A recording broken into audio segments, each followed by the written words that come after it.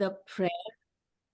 So, Om Apyayantu Mama Gani Vak Prana Chakshushotra Matho Balamindriyani Cha Sarvani Sarvam Brahmopanishadam Maham Brahma Nirakuryam Mama Brahma Nirakaro Anirakaranam Astanirakaranam Me Astu Tatatmani Nirateya Upanishatsu Dharmaste Mai Santu Te Mai Santu Om Shanti Shanti Shanti. So this is like a really vital peace prayer, Shanti mantra coming from the the Samved. And also, of course, as you all know, tomorrow is Ganesh Chaturthi, at least in the UK, a day after tomorrow, Monday. As we say that it is Chaturthi, so you are already getting a big hint about, how all the festivals and births are centered around the Tithi. But anyway, let's not forget Ganesh, because he's always the first deity to go with. Om Gananam Tva Ganapatim Havamahe Kavin Kavinam Upamashravastamam Jyeshtarajam Brahmanam Brahmanaspata Anashranvannuti Bisida Sadhanam Om Prano Devi Saraswati Vajebhirvajinivati Dhinama Vitrayavatu Om Ganeshaya Namah Saraswatiye Namah Shri Gurubhyo Namah Om Shanti Hari Om. Okay, so this is sort of one of the core mantras for Ganesh. As you can see, the meaning is at the written below. So let's begin. It'll be more, today we will just cover a few things about what is time and so on and so forth, and very simple basics. But before that, let me describe a little bit about the course, and how something, a little background about the Gregorian the Panchang, the Indian calendar. And of course we will do more in depth as we actually begin the course. Okay, and I will also explain that why, and this is, I'm really passionate about this, that you cannot, and it is the same thing, I think even Ritu will agree, that it is not that we cannot take the spiritual religioso aspect from the Panchang, the Indian calendar. It is sacred, and I will come to that why, because it is very much interlinked with, underpins the whole Vedic philosophy. Okay, and so you have to realize that throughout, when I give you throughout the course, when I give you lot of the information, so it may be about planets and falling in certain days, and because we are astrologers and jyotishis, we want to know, like, okay, tell me, show me the technique, show me this, show me that. But all I'm going to say is that yes, there is techniques, yes there is, but please do not ignore the underlying philosophy, because the philosophy is a spiritual philosophy. It is dharmic. Okay, dharmic meaning you have to follow the dharma. You cannot cherry pick and then say, okay, I will have pick and choose this, and I will pick and choose this, and forget about the spiritual aspect and the deity and the devatas and all of that, because that is the core. Because if you don't understand the whole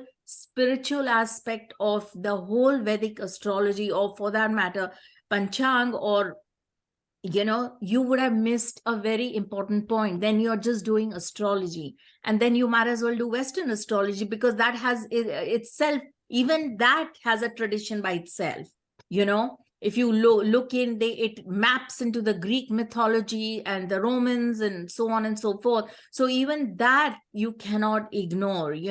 So this is my really appeal to you. So do not get impatient. Try to lot of the Sanskrit and lot of the terminology. Please feel free to ask. I'm happy. Ask in the Telegram group, in the Sonwa group. I am extremely I'll be open to answering your questions and so on and so forth. But this course will feel free to unmute yourself, if you want to.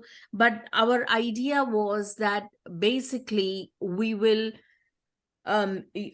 because Panchang is at the core of everything, which is the Indian ancient, it's an astronomical calendar, okay? And it is indeed one of the oldest, as you will see. So the idea was to create a course centered around with the very basics, because even before you have entered any kind of chart, any kind of horoscope, any kind, just figuring out what is the kal, what is the quality of time we are dealing with, is really important, because everything rests on that. And in fact, as we go along, I will also explain a few key concepts before we can then chat about the timings and everything. And then I can hand it over to Ritu. Okay. And then I will also introduce Ritu. I don't know if Megha is here, because our third component of the course is also to do with graphology and signature and what it tells about you. But that is a kind of separate thing happening. Okay. But before that, let's begin on a simple key concepts, okay, regarding the Panchang. So we all know that it is a calendar, okay? And I would please request you to mute yourselves kindly, please. Is that okay? Because it is really disturbing to all the speakers, whoever is present. And so it really is quite upsetting, okay? Okay, so here, when we talk about the various calendars, there is a Gregorian calendar. There's also an Islamic calendar. The Gregorian calendar is a very solar based, it's like the movement of the sun. But it is ironic that everybody in the Gregorian, like, the Western calendar they are like the day of the week begins typically on a Monday, which is an absolute no, because the whole the system of work and work life is when the day the sun rises and the day comes into being. And so to have a calendar which to call itself sun based, but yet to have the day of the week to begin on a Monday rather than on a Sunday is really quite I think in the long run, it can be quite calamitous, because all the Vedic days, the Vedic calendar, if you see, I may grab the calendar a little later, because I have actually, from my temple, I actually have like a printed calendar, which is, so they all, if you see, it always begins, the Panchang always begins with Sunday, which is the day ruled by Surya or the sun. So this is kind of, like I said, it is still not satisfying, and hence the survival of the Panchang. Because let's face it, if nothing would work if we did not have the Panchang, the calendar, okay? So while in contrast also to the Islamic one, which is a lunar based one. Okay, so the Hindu calendar is the only calendar on this planet that considers sun, moon, and the stars, which is the nakshatras. Okay, this is a very, very core thing you have to understand. Okay, and hence it is considered, it's like a huge reference point, and hence its survival. And that is the reason why it has survived for so long. It has, because it is solar based, it is lunar based, it is the interaction of the lunar and the solar, and hence it is extremely important, and including the nakshatras, and hence that is a very important point to understand its survival. It is, as we will see later, Carl Sagan said, one of the great, I used to watch his shows very, very, when I was a teenager. I was like, I would love it. I started watching his shows on TV. They used to come in India all the time, and every Sunday or so. And I loved his science programs. And the thing is, even he said that the only surviving calendar is which has been able to handle large epochs or large chunks of time very comfortably is the Hindu calendar. So I think you have to be very, what's the word? You have to understand how vast and how vital this knowledge is of the Panchang. Okay.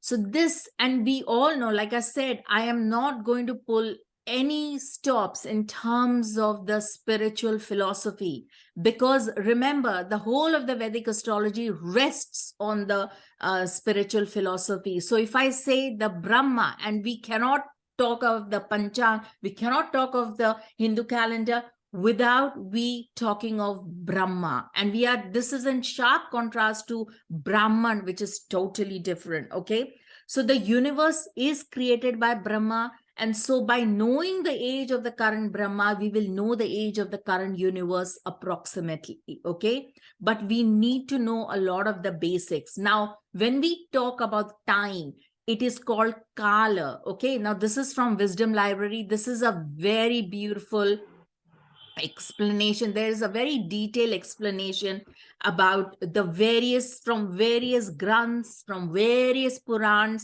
They bring in all the definitions of Kal. So here it talks about that the Kal represents number 3.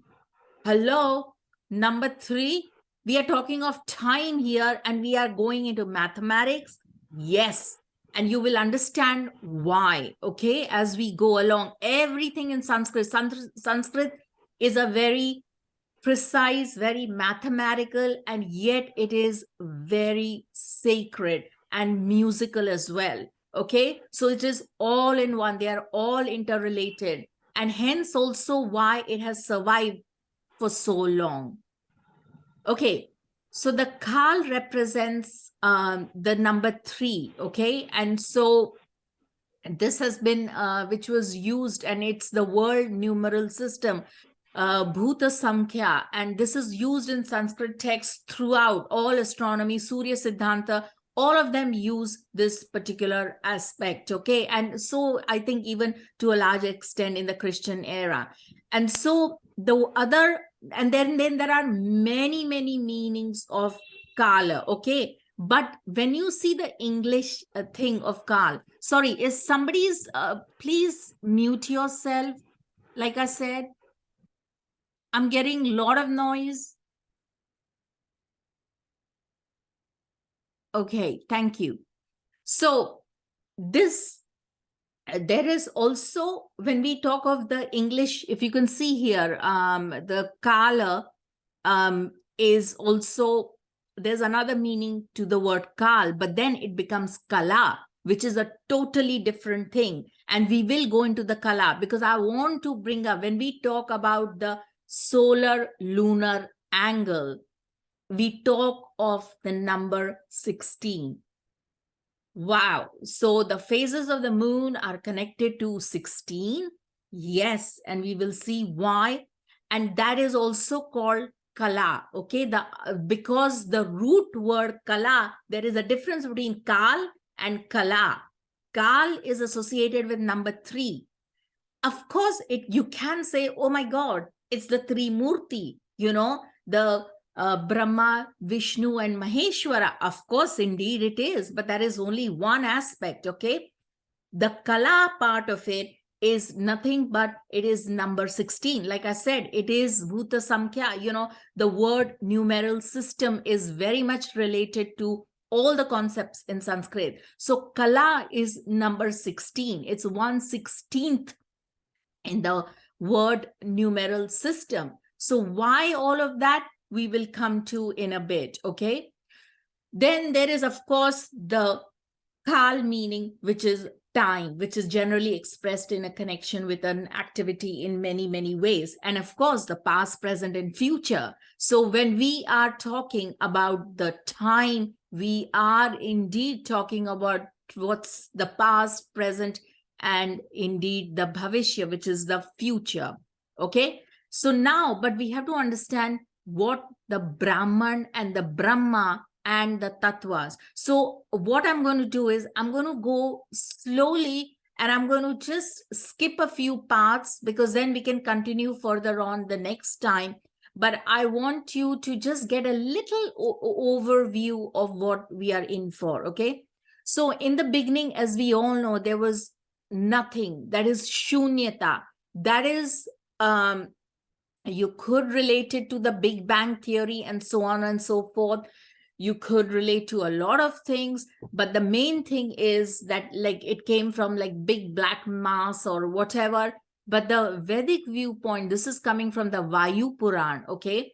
And it talks about there was nothing in the universe, the Brahman, which is the essence, the divine essence of which is alone was existence. Right now, again, the Brahman is there's it's not like it's going to die, or it is to the human mind, it is incapable of fathoming to the normal human mind. But that is our journey on this planet. Our journey on this planet is not to acquire, not to get things, not to get spiritually enlightened, so on, but to actually see or know, not see, sorry, but to know the Brahman within us. Okay. Really, that is, people call it moksha, people call it by various names, but again, like I said, that is a big concept. So coming back to the Brahman, so it had neither color nor scent, it could not be felt, it had no origins, no beginning or the end. The Brahman was constant, and it was the origin of everything that was destined in the universe, and the universe was shrouded in darkness. Okay. Now, the Brahman is really the great cosmic spirit as well. It is called by many names. You can call it the Guru, you can call it Narayana.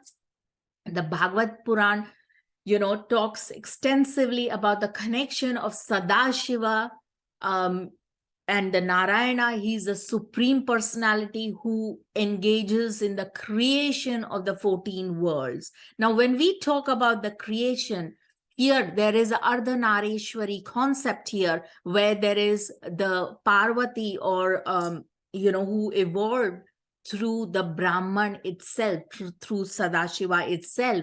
And Prakriti is really the main ultimate manifestation that we all see in our material existence and in all the 14 universes. Okay. So the concept of ultimate reality is, of course, the Brahman, which is formless. And we all know that omniscient, invisible. And of course, we know it, but we don't know it, that it is within ourselves. So hence the concept of shunya or zero or the emptiness, it refers, it's like the eternal void.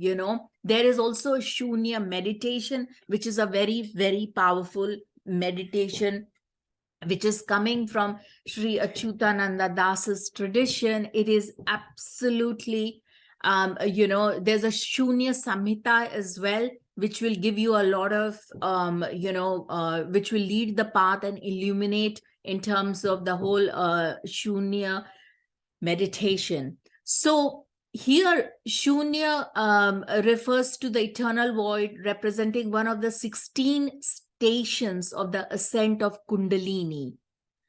Okay, now we are talking of Bhairav Tantra here. Okay, now what you have to understand is, when the human body is a very fine, sophisticated, complex machine, okay, it's a tantra. When we talk of tantra, it is very different to mantra, which is to related to the sound. But when we talk about the tantra, we are suddenly engaging in our body.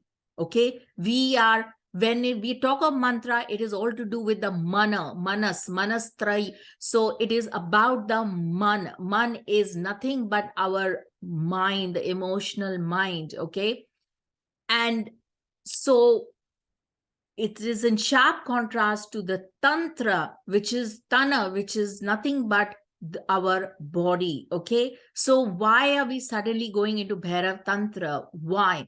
Because when we talk about the shunyata, and it has a close link with the 16 stations of the Kundalini. We all know about the Kundalini, like a coiled serpent energy, which is at the base of our spine.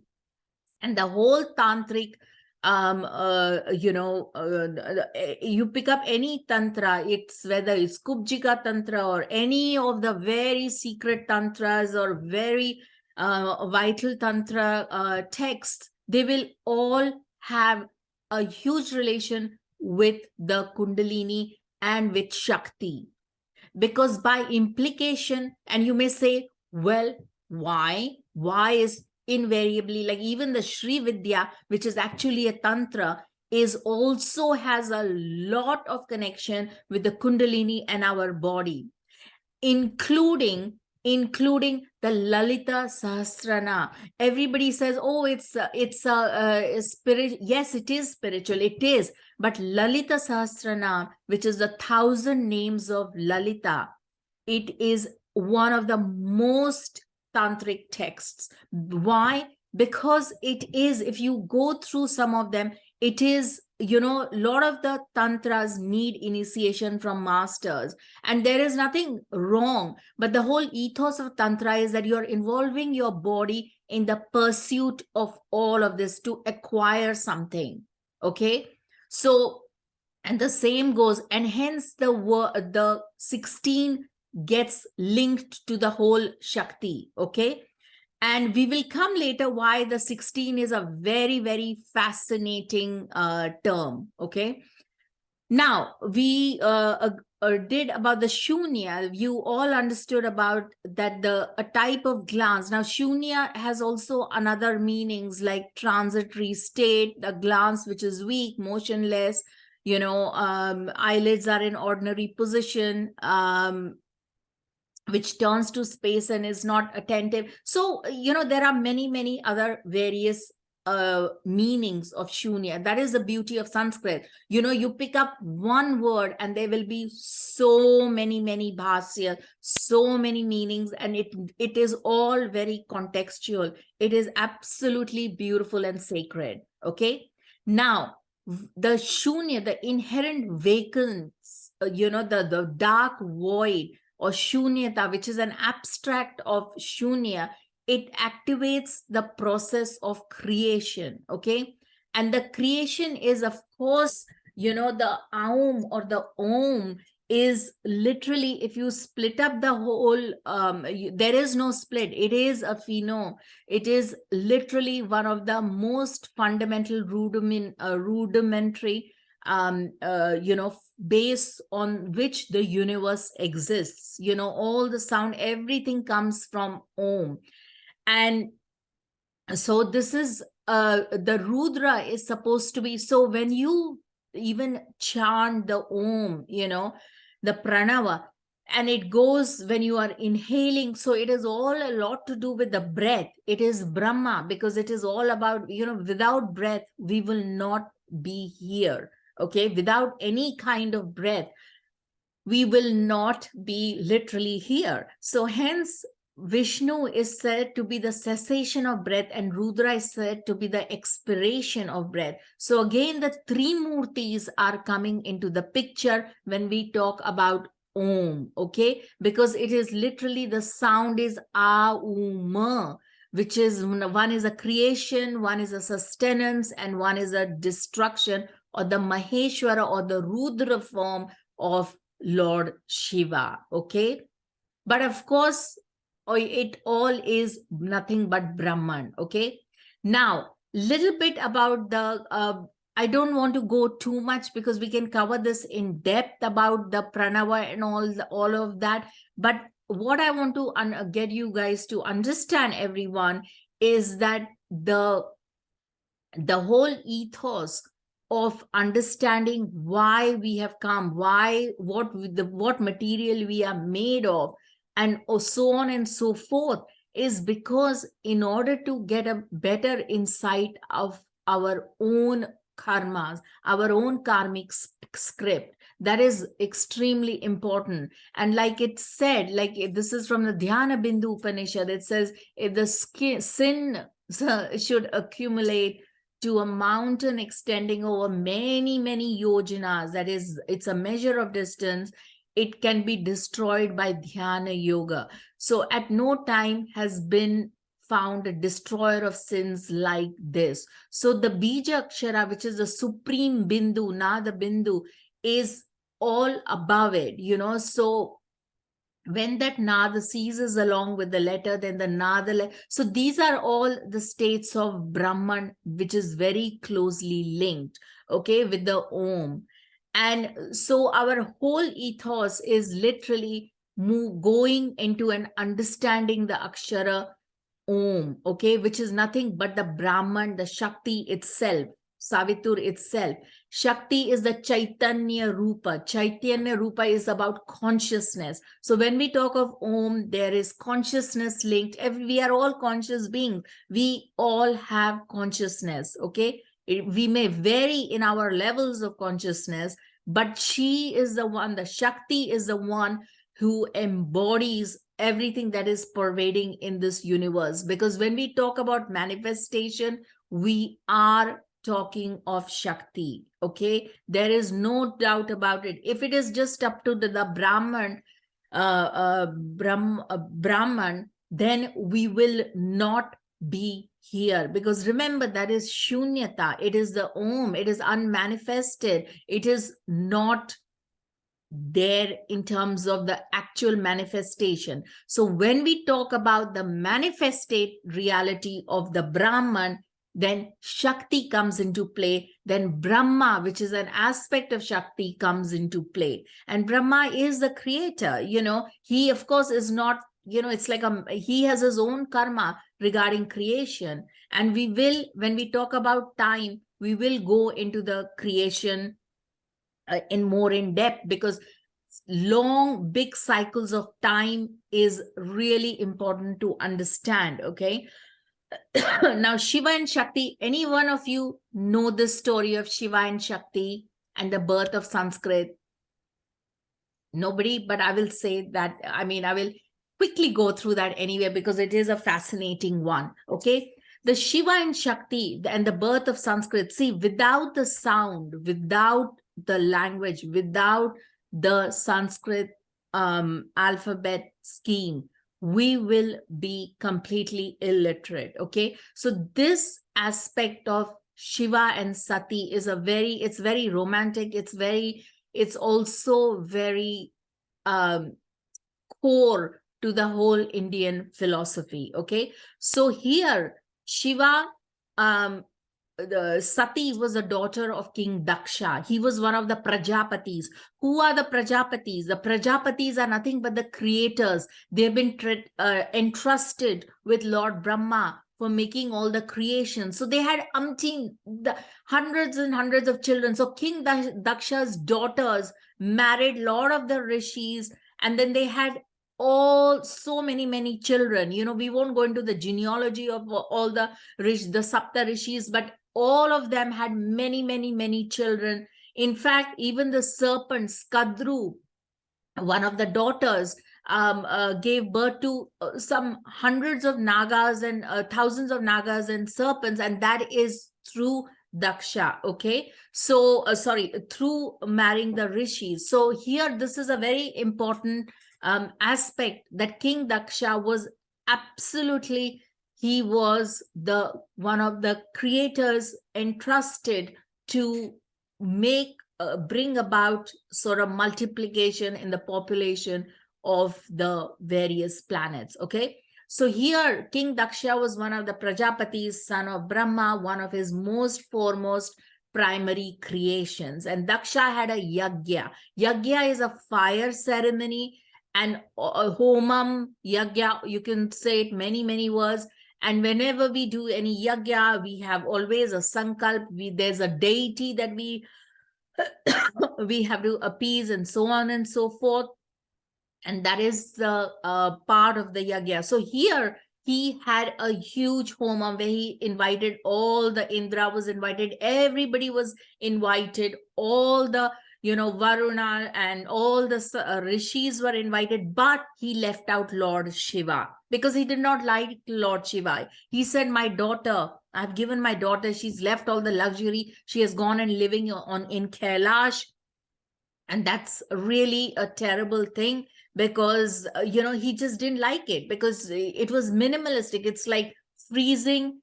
It's he is with all his ganas and all his bringis and all the weird creatures, but they are all devoted to him. He has a large family, and all he does is like hang out with all the bhutas. So bhutas is nothing but the ghostly and ethereal beings, and so on and so forth. And he barely wears anything. He is always in meditation. So there were many reasons for him to dislike Shiva, and so he deliberately left out an invite for them. And so what happens is that Sati, being Sati, it is her father. She said, it is my father. I am still going to go for this huge big ceremony because everybody's invited. I'm his daughter. By default, I should get an invite. Okay. So she does go. And so the great yajna and the sacrificial fire begins, and everybody's there except Shiva and Sati. And then Sati makes an entrance. But when she makes an entrance, King Daksha is insulting to her and her husband. He's very, not very nice. And in a fit of anger, she literally says, if you cannot have this, you cannot invite me and my husband. If I don't have a place here with you, then my life is of no use. And she walks into the fire. Okay. And meanwhile, a forlorn Shiva, of course, he's like, his ganas would have informed him. So he comes with Veerabhadra to kill, all of that thing. He comes with his entire, ganas and things like that. And then looking for Sati, and in all the commotion and confusion and insults, there is also a very legendary story where the priests who are performing the yagya, he also causes injury to them. One of them, he breaks the teeth, and of course the person who breaks the teeth is one of the Adityas for Libra, and similarly for Bhaga, he pokes his eye or something, so all of that, literally everybody is there except him. So of course he's angry, and he's even more forlorn and more furious, because his wife, whom he said should not be going, she indeed just walked into the fire. So he's completely distressed, and for years and years and years, he cannot get her out. He's like clinging onto the dead body. And remember, Shiva loves, like, he's the bhuta and pretas, that is all the spirits and all of that, they are very close to him, so he does not have a problem hanging on to the dead body and all of that. But meanwhile, so he is literally gone into a mourning. Meanwhile, all the devatas and Brahma seeks the help of Vishnu, because the whole universe stops to function because of his deep grief. So finally Vishnu, takes his Sudarshan and cuts the body of Sati into 51, 52 parts, so literally there you go. You can see some of the pictorial, the beauty and things, the imagery here. And so he literally um, cuts him up into, and now there are various alphabet schemes. Some of the modern alphabet schemes in Sanskrit have been dropped. Now, why are we talking of alphabets? Oh, because lot of the places when Vishnu dismembered the body of Shakti, that is Sati, it literally fell all over the planet. And so wherever it fell, there a very powerful Shakti Peethas, that is the energy of Shakti is still in there. The energy of Sati is still in there.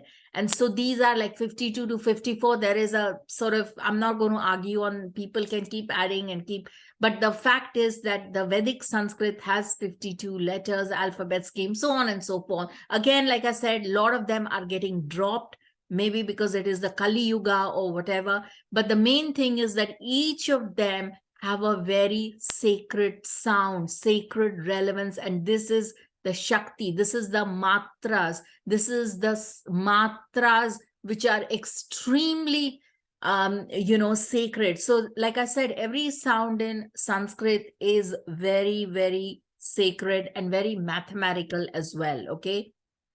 So you can see some of there's Kamakhya, Taratarini, then there's a Vimla of Jagannath Puri. Absolutely beautiful, beautiful.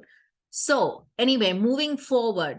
So essentially, the Shakti is instrumental in our creation, okay? And the sound, now again, this is another aspect of it. All this knowledge, how do we know this is knowledge? Where did the Panchanga come from? Where did the calendar, how come it survived for so long? Because this knowledge is about Shruti. I say something, it is passed down from Guru to Shishya. I say something, it's gone to, and then by the time it is comes out, it's like the Chinese whispers, by the time if I say something and it's come out through the other, through third party, fourth party, fifth party, the whole, whatever I had said, do it as an exercise. Whatever I had originally said, it would be completely twisted. It's like the Chinese whispers. But this Shruti is not like that. Why? Because it wasn't by human agency. It was by the rishis. So there they are transmitting the knowledge of Dakshinamurti, the knowledge of Ishvara, the knowledge of Brahman. Literally, it is that they are able to channel in, and hence this is for mankind. This is for everyone. So hence this is not by any direct human source. Okay, it is by the rishis, and it is through sounds, the cosmic sounds, and hence the importance of Sanskrit. Okay, so even any sound, anything you take any bija in Sanskrit, any sound in Sanskrit, you just keep chanting and it will deliver some result or the other, because it affects on all your chakras in a very deep manner. On all the granthis and all the chakras, the energy vortexes, it will make a huge difference. Okay, so moving forward, so again, then we come to the importance of speech. I will skip all of that. And of course, we all know that Brahma taught this knowledge of the self, that is the Atma Gyan, to Prajapati. Finally, Prajapati taught it to Manu. Now, why is it so important, the knowledge of the self? Because we are not talking about knowledge to make telephones or knowledge, all that is like fine. That is a different kind of a vidya. But here we are talking of Atma Gyan, okay? Because human beings, because of their karmic burden of sin, okay, they are meant to be on the path of self-knowledge, that is self-realization, which is nothing but Atma Gyan. And it is one of the highest forms of knowledge. Okay. And hence, the whole ethos of Brahma is that he taught it to the Prajapatis, and then Prajapatis handed it over to the Manu, which is the first man. And he goes to live in the teacher's house. He serves him. Then he's free of the studies of the Vedas, in a prescribed manner as his teacher. He finishes all the studies, then he goes back home and he marries, and he continues to study the scriptures in a sacred place. So he teaches his children. Similarly, the next generation comes and he teaches them, and so on and so forth.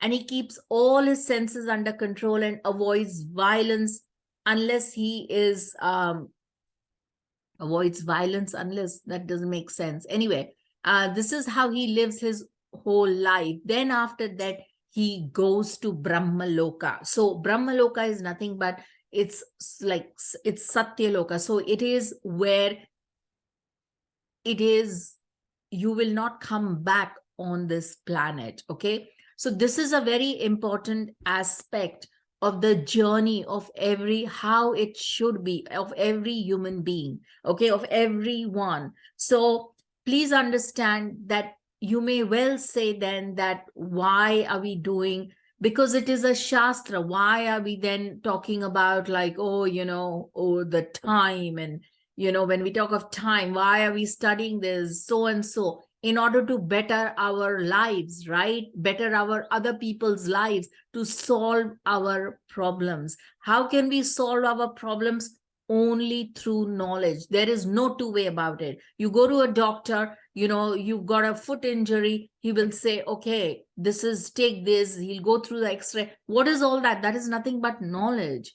Okay. So in order to solve your deep spiritual problems, you need this knowledge. You need to understand why, because the ultimate goal is not about like, wow, I'm going to get 1,000 people, on as clients or whatever. It is ultimately about your deep spiritual journey towards enlightenment, towards knowing yourself, the Brahman. So we come back to that. Okay. So ultimately, that is what I just wanted to give that as a background. Okay.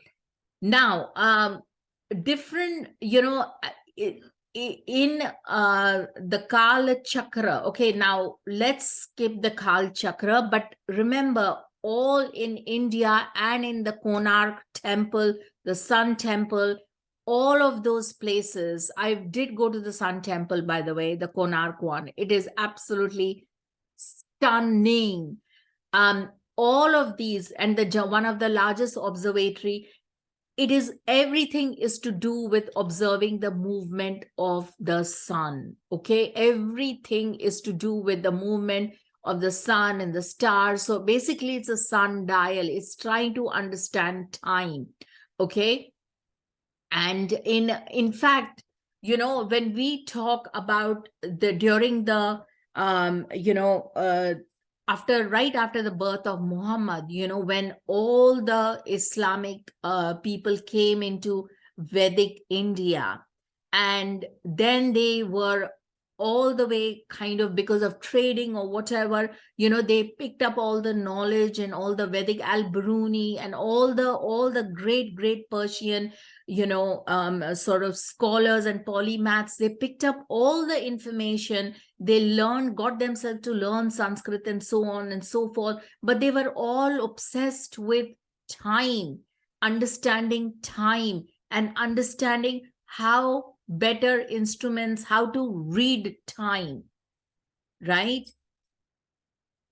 So, and anyway, so coming back to, we will cover this interesting about the sidereal time and so on and so forth. But the Islamic, when they went all the way to Southern Europe, they needed to go through all the terrain and travel through very difficult terrains and so on and so forth. So what did they do? They had to read the stars. The stars, they had to travel in the night. They could not travel in the day. So they had to devise instruments, and they had to be able to understand which direction to follow and which way to go, because remember, there were no fancy compasses and so on and so forth. So all of this they had to devise. And finally, the instruments that they learned how to read the planetary systems and all the planetary movements and all that. Chaucer, Southern Europe, when they came to Cordoba in Spain and all of those places, they finally got there was like a big transmission of knowledge from them to the Southern Europeans. And finally, the Southern Europeans like Chaucer and all that, went into much more in depth in terms of understanding time, the planetary movements, and so on and so forth. So understanding of the planetary movements is a very vital part of the whole understanding time per se. Okay. Anyway, this is a important interesting quote from the Rig Veda, where the kala occurs. It mentions about Kritamive Swagni Vinchinoti Kale. That is, as a gambler collects the highest stake, that is a Krita, at the proper time, which is Kala. So everything you have to understand, it has got a real relevance in terms of if you are able to understand the quality of time. Okay, so now we won't go into all the depths, because I just want to again add a few things about what the Panchang means, okay, and what are the various components, and then I will hand it over to Ritu and we can have a chat. But here, when we talk about the Panchang, okay, there's many, we haven't even gone into the tattvas and the Mahayugas. This is another interesting, before we go into the Panchang, I want to also talk about one thing, okay, which is very, very relevant here. If anybody has seen a homam or any of the, ceremonies, fire ceremonies, or any puja they have done, has anyone done any of that? Okay, don't worry if you haven't, because it's called, at the beginning of any homam, okay, we do something known as sankalpa, okay? So sankalpa is nothing, it's a Sanskrit word meaning it's a sort of like you are willing, you have this deep desire and you are making a deep wish. It's like a promise come will come, for something very concrete. So for example, any puja, every day people do pujas, or they do some kind of, anything, and sankalp is done even sometimes even in the churches and other sankalpa is something which is done worldwide. Okay, it is not restricted to, oh, if you're doing in the Hindu way, then you're doing the sankalp. It may not be, they may not be calling it sankalp, but it is sankalp. Okay, so basically you are trying to do some kind of ritual, some kind of fire ceremony, some kind of, even if it is lighting a lamp and saying, please may manifest this for me, please help me too, whether it is a higher forces, is the ancestors, whatever, but you are making this deep wish. So now in the traditional Indian any of the Hindu homams, we always talk about the sankalp. Okay, now why are we talking about the sankalp? Because it goes like this. Okay, typically I'm giving you like an excerpt here. It's from the temple, this document, and it talks about the Dvitiya Pararde Shweta Varaha Kalpe. Okay, now again, these are all, and this is in proper homam. Okay, this is one of the first things we talk about. Okay, before we begin, all the priests will begin with this. Why? Because we are talking about time. So when they're talking of Dvitiya Pararde, that is second half of Brahma's life. Now again, like I said, this is going to be like a massive one if you have to understand all the Mahayugas and all that, which I will explain once we begin with the course. But the Mahayugas and the the masa, that is the months, the the Mahayugas and the Kali Yugas and all the big chunks of time, where are we right now. So it's like a description, it's like a record keeping in the any kind to the universe. Okay, literally it's like a, I don't want to use the word akashic because that is a incorrect word, but it is like you're telling the akash or the universe, the cosmic forces that, hey, please listen to me today. This is the second half of Brahma. That is, it's one of Brahma's, he's in the 51st year. That is Brahma, if you, let's say, 100 years, but the Brahma years are very different to the human years. Okay, so he is in like the 51st year of his life. So he's in the second half of Dvitiya Parade, Shweta Varaha. So that is one of the kalpas, which is one of the Varaha kalpas, Vishwa Vaivashwa Manvantare. So this is, again, there are like many Manvantaras, and one of them is Vaivashwata Manvantaras.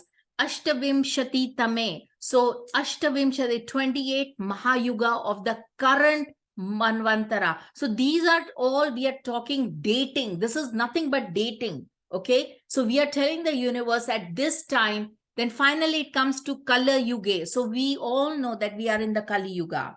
Then Prathama Pade, that is the first quarter of this Yuga. That is, Yuga is like a big chunk of time. Okay. Then Jambu Dvipe. Jambu Dvipe is, let's say, you are doing this in the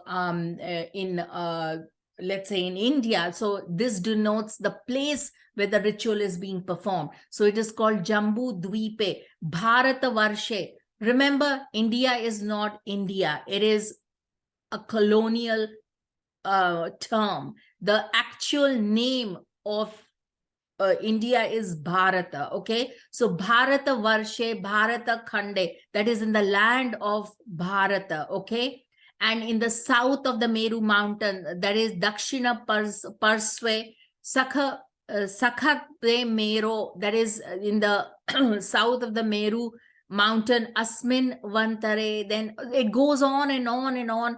So there are many of these. And the same thing when I do the puja in here, instead of Jambu Dvipe, they will say, they will use another terminology and they will say London Kshetre, so that is in the city of London, and so on and so forth. And similarly, then they will talk about the Ayane, Dakshina Ayane, that is where is the sun moving to, whether it has moved from which part of the cycle is. Because remember, the sun divides it into, at the solstice points, it divides it into from 0 degrees Capricorn to the northward ascent begins once the sun hits 0 degrees of Capricorn, and that is the Uttarayana, that is a northernward direction of the movement of the sun. So whether it is Dakshinayana or it is Uttarayana, Rito, what season it is, Vasant or Grishma or Varsha, sorry, we are in Varsha Ritu. Then what Mase, then one of the 12 lunar months, whether it is Tamil months or any lunar month, depending on who the priest is doing, who the priest is.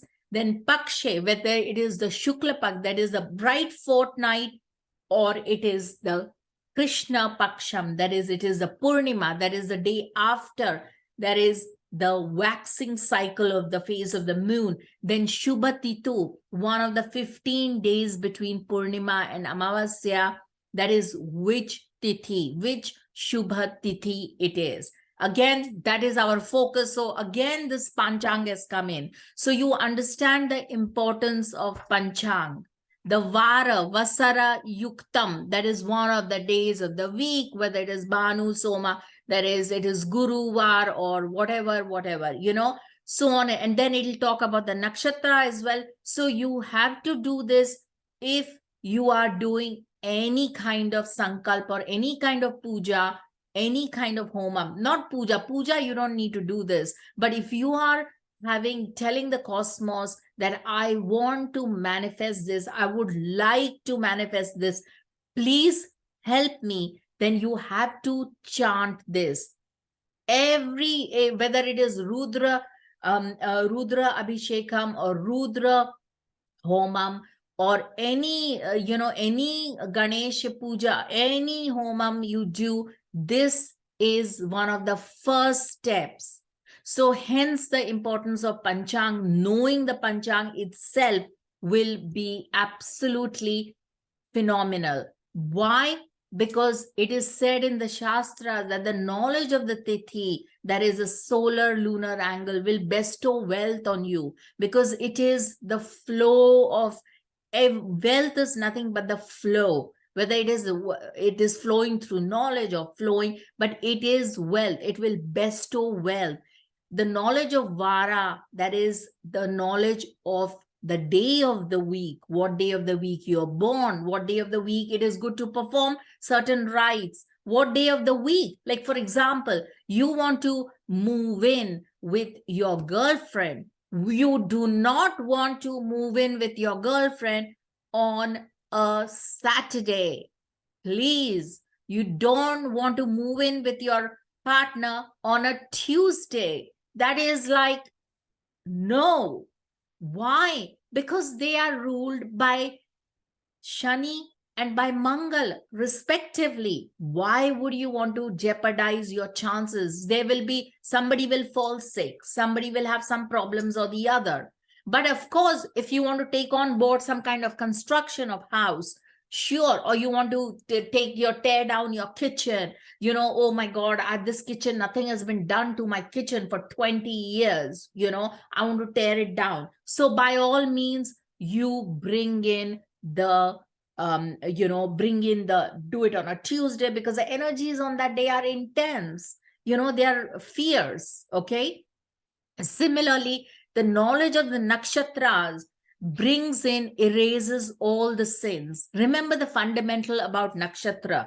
Nakshatra is, uh, basically one of that which never dies, a protection that will always be there. That's the Sanskrit of nakshatra. Okay. So that will always be there in darkness for you. Hence, it erases all the sins. It's a support system for you. The knowledge of the yoga will cure your diseases. Okay. It will overcome your diseases, but you've got to know what it means.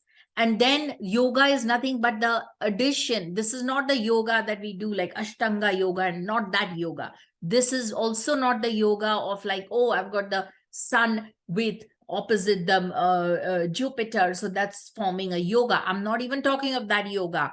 This particular yoga is the interplay, is the addition when you bring the sun and the moon and add their longitudinal degrees, and then you get a particular, it falls in a particular map to a particular nakshatra. It maps into, it has a definitive name to it. There are many, many, many yoga. There are 27 yogas which eventually get mapped to a planet and get mapped to a nakshatra. So what does it mean? It cures some of the diseases. And the knowledge of the Karana is nothing but half a Tithi. There is a sun moon angle is the Tithi, the difference of the sun and the moon, sun minus the moon, the particular degrees, and then which part of the, the full moon cycle were you born, close to the full moon, few days after this full moon. So all of that, and then you take that sun moon, whatever phase of the moon, and you divide it into half, and then we get the Karana. And there are different Karanas. There are about 11 Karanas, and they ensure, and they also, all the 11 Karanas get mapped to a particular planet, And what does that mean? Why 11 in number? So you have to understand why there are only 11. When the Tithis are the phase of the moon, there are about 16. Of course, one is invisible, but there are 16. Then why, if you divide half of them, then why are the Karana only 11? So that is something you have to know, why they're repeating, and why 11? Because 11 is an Ekadasha when it maps to the 11th house. It is the Ekadasha Rudras, So maybe it has some connection with the Rudras, something to do with the karmas. I don't know, but maybe. Okay, so this is what we will discover. So Karana ensures success in all your ventures. Whatever that planet, if you bring that planet into your chart and figure out what it's doing, that work you have to do, that aspects that it has, that particular work will bring you a lot of success. Okay, so anyway, I think time is up. I don't want to go now too much into what the vara and nakshatra tithi. You can have a look at it, briefly. As you can see, it's a much more detailed here, given here, that, and each of these are nothing but, like I said, Panchanga. Panchanga is the fundamental rudimentary. Panch is number 5, and Anga is our ang, body parts, but it can be any limb. It's basically a limb. So it's like 5 limbs of time we are talking about. Okay, so that is sufficient to bring you a lot. In fact, a lot of the old astrologers in ancient, like in villages and all, this is what I know. Okay, because I used to go to one when I was like in my teens, and he would just see the panchang and he would make predictions.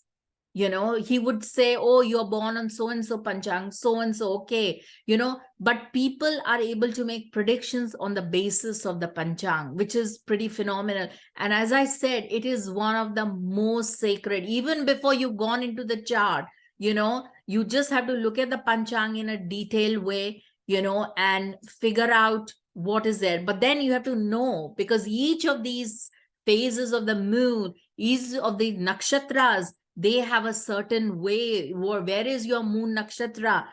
How is it? What day of the week does it fall in? And so on and so forth. Okay.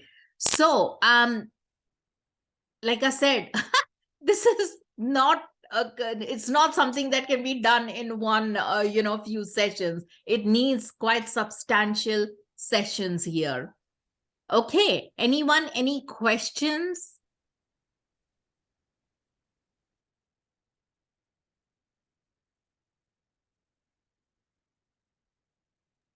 Anyone? No?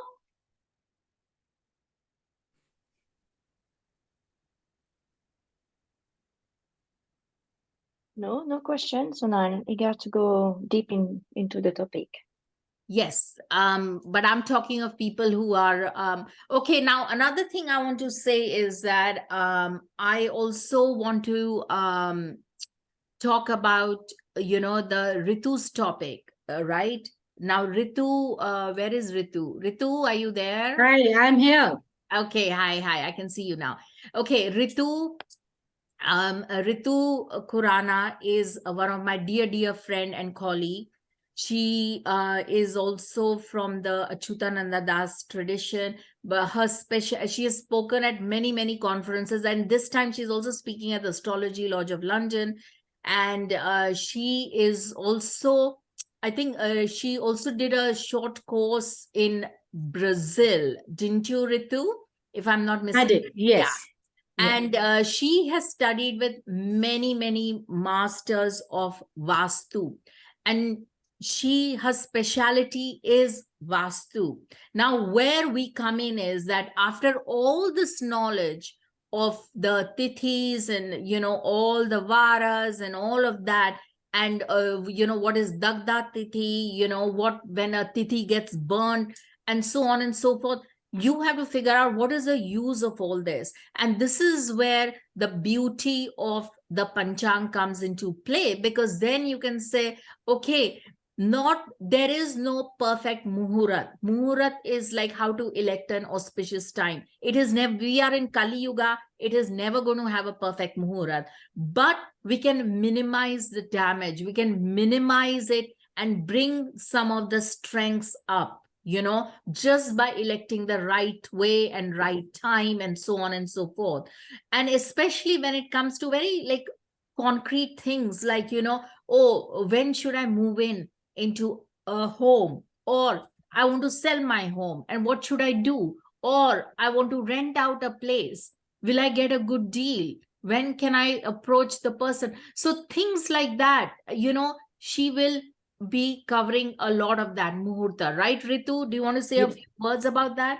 Yeah. First, let me congratulate you. It was a very fantastic zoom on Yeah. knowledge which you have given, just a glance. I hope everyone would have enjoyed it. Same, I have done it. Now, I'm Ritu Khurana from Akasha Growth, and Sonal has given a very beautiful introduction about me. I'm just a seeker of Vedic knowledge, and I'm sharing what I have already received with you all. And especially thanks to all the audience and the listeners who have spared so much of time to come and listen to what we have to give or share with you. Vastu itself is creating your vast, your space. Okay. So it can be creating a house which is once in a lifetime, or people are more fortunate, they can be two times in a lifetime, or whatever it is. Vastu itself, the Muhurta plays a very important role, even if you're making any change in your house, or any kind of stillness is there in the house and you want to remove it. If you know to see the Panchang, you pick up a best Muhurta, get a Homa done. Even if your Dasha is not affected, you will get the blessings. So how Vastu is also being, followed with Jyotish, that is the five Panchang ling.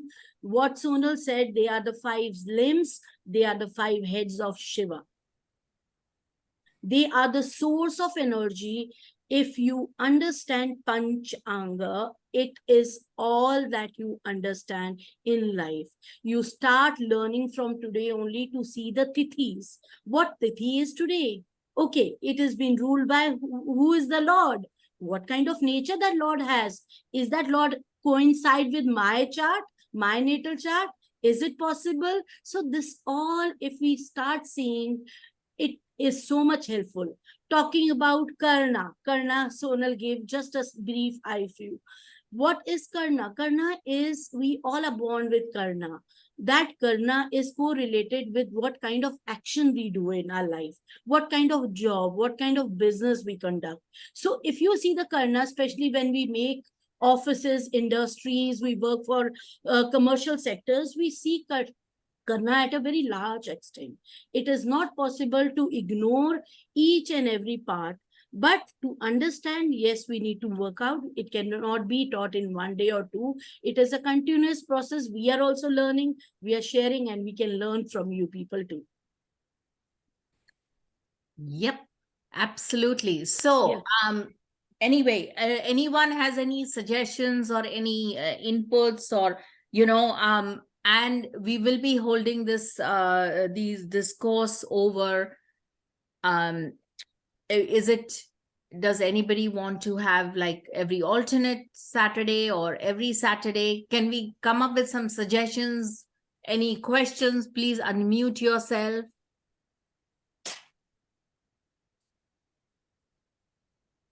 No, nobody has anything. I can guess say that every Saturday would be fine, so we can follow the thread. Saturday? Yes, except that I don't know, that is fine for you, but what about for Ritu and for everybody else? Yes, they can make any suggestion. Yes. Yes. I prefer every second Saturday, just because it's coming up to our busy summer season here. Okay. Anyone else? Any suggestions?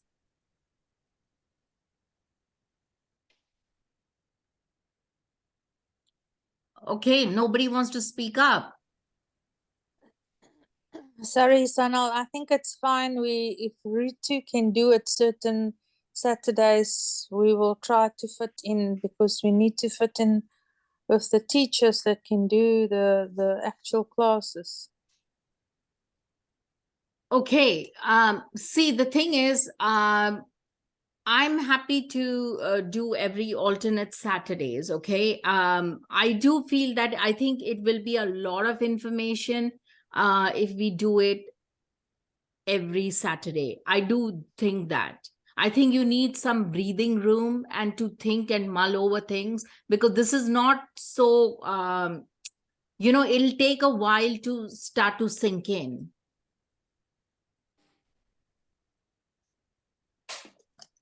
Nobody has anything to say?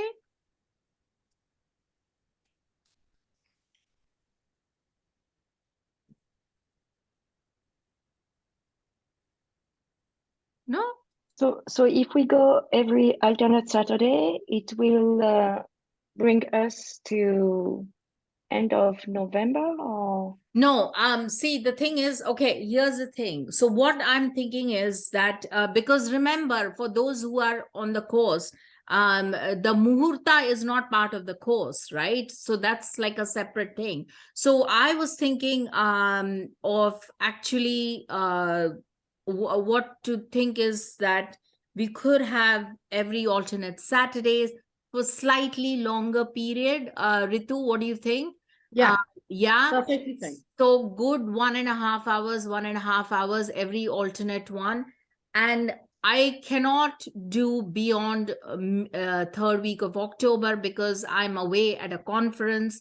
And from then on, all the way. So from last Saturday I can do is around the third week of October before that. So after that, I am not available for all the way till December. So we will have to take a break on that because I'm away. I'm away at conferences. I'm in India. So that will be impossible. So it could well be that our course will spill into the new year, which is absolutely fine because, like I said, this is a lot of information. And also with nakshatras, I'm not just going to go through the nakshatras. I'm also going to do like new predictive techniques where you are actually seeing things like, the chakra, that is from each of the planets, the nakshatra it is in, how it maps to the moon, the moon nakshatra, and so on and so forth. So it's like a proper chakra that I will be seeing because each of them, how many nakshatras it is away, and so on and so forth. It's a like a different technique. I think that particular technique comes from South India, and so those themes become very important depending on how many. Let's say if they are like 3 nakshatras away, let's say Mars from the moon, then it has a particular specific flavor and the theme that is linked. Some of it may be not so positive, some of it may be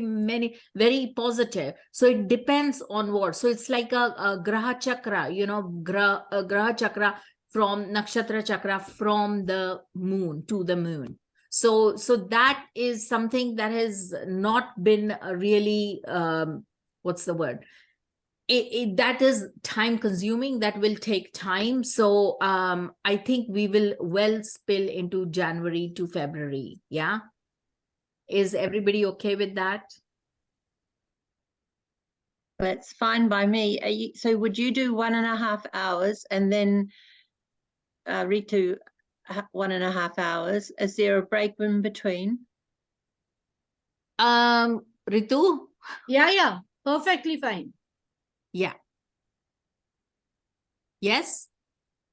A break It is in like we between. cannot rush. We need to, sink in each and every topic with clarity, with discussion, because me and Sonal, we were discussing that we want to put up a course where you can talk to us. It should not be like we are delivering, and later you're finding it. It has Yes. to be like one portion done, and we can discuss in that portion only that we want to, this is the portion we have understood, and how it will go. In the beginning, it will be like one side giving, but after 2-3 classes, it will be both side interaction, because you will also study on that and you will have your own say to speak about it.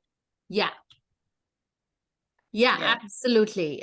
So, also another thing I wanted to talk about is not just that we will be covering a lot of where is it? Yeah.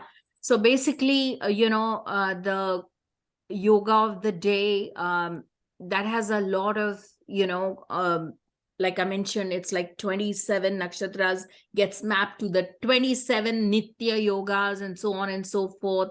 And then we have the Panchanga Shuddhi. How do you purify the Panchanga? And then the doshas. I don't know where that slide is gone, but there is also the doshas, which I can't see, Yes, there is a long list of like when a particular vara, the dosha, like for example, each day of the week, if a certain tithi lines up with the day of the week, then it becomes like either dagda, burnt, or they have an agni dosha, or they have like poison coming out. And if you're born under that, you will see the negative effects of that.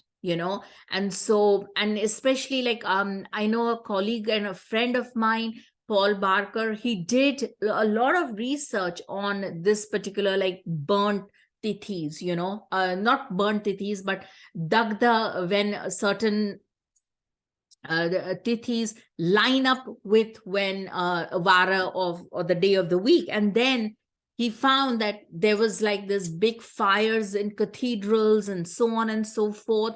Especially in France, the Notre Dame, or when the fire, and it's still being done, when he found that it actually worked, that the actual tithi, and when the fire started, the vara and that particular tithi was active.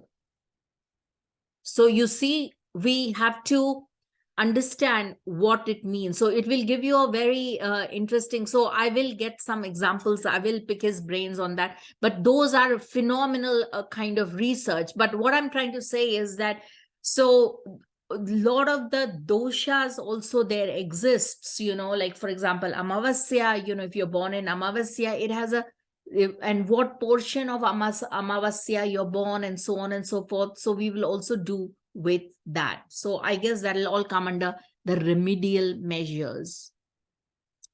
Okay, so yes, that will give us enough time. But this is not a very easy, it is really quite a deep dive, don't you think, Ritu? I can't hear you, Ritu. Unmute yourself. Yeah, absolutely. It's going to be, even we will be, that's what I'm saying. It's in the process of teaching and learning. This is so much fun. It is really fun. So anyway, okay, so anyone, any questions? Yeah, there are some points given in the chat group. If you see, Sonalji Namaste, Sanskrit typing is wonderful and is clear.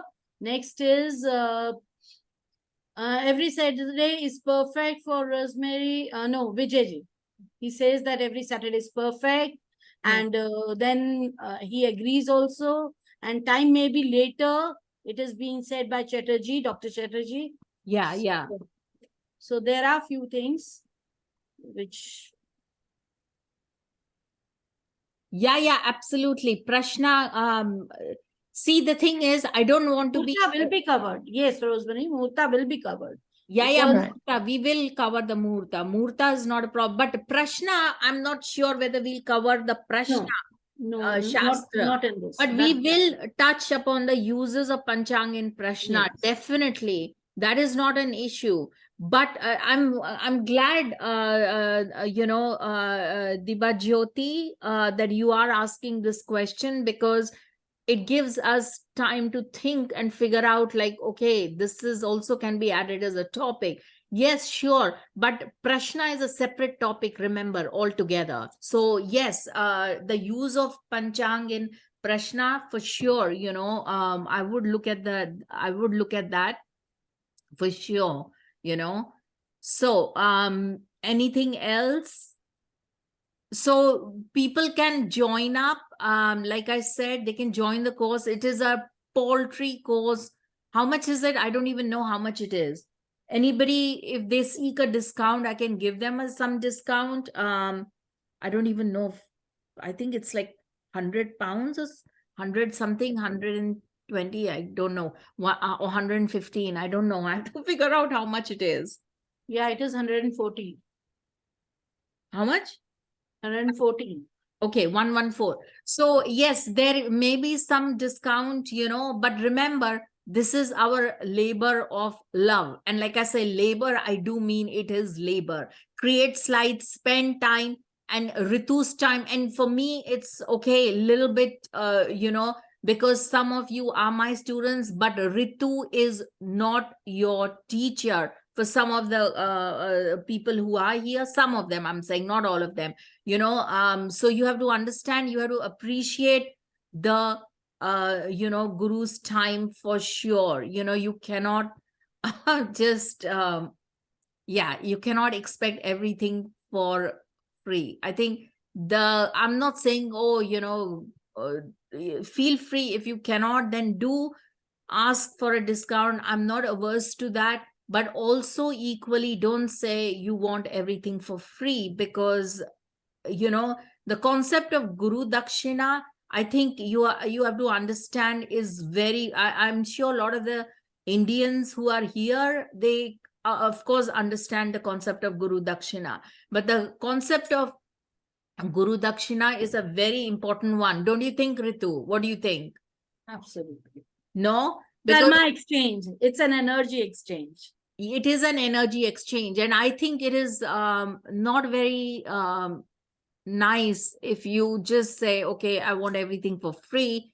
And yeah, so the guru dakshina is essentially showing your gratitude towards the guru that whom you're learning with, whatever the subject may be. Whatever the subject may be, it is said, this is just one of my gurus that I listen to for my Bhagavad Katha, and he often talks about, he says there are a few places that you should never ever go empty handed. One is to visit a friend, and never go empty handed. Now, I'm not saying you have to take like, oh, I can't afford any gifts. No, just take, even if it's like a little pin, little things, but take something when you are visiting a friend, and when you are visiting a guru, or when you are learning from the guru or anything, never ever go empty handed. This is a very important lesson for all the non-Indians. You have to understand the ethos behind it, because the way you treat other teachers and gurus and so on and so forth, similarly you will be treated. And I know I don't need to tell a lot of them, like Rosemary, for sure, I don't need to tell her. Sonal, I hope, Yeah. let me share my PPT Yes. first, and let's discuss, because definitely their time we have taken a lot. Yes, So go I for will it. just give a brief, because you have given a lot. So I Yes. will just give a brief how Vastu will be attached, and what all people can do while going through this topic, how it can be workable for their day-to-day life. Yes. That is more important. That you are not working only as an astrologer, you are working for your day-to-day life also. One should know Panchanga on tips. Yes. And that is what Indian culture used to have, that the ladies used to have the Panchanga in their hand every day. And every day morning they used to mark. Yes, absolutely. Okay. Can you share? Are you able to share? You first remove this. Oh, yeah, Your- sorry. I beg your pardon. Yes, go on then.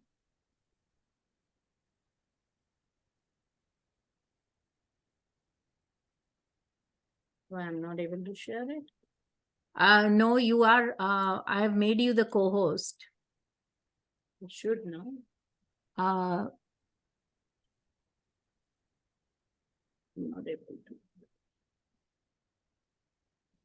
Wait. Just wait.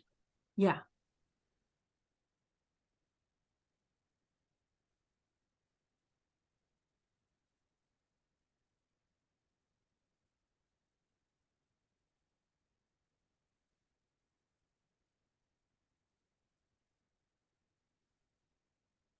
Okay. We can see your screen.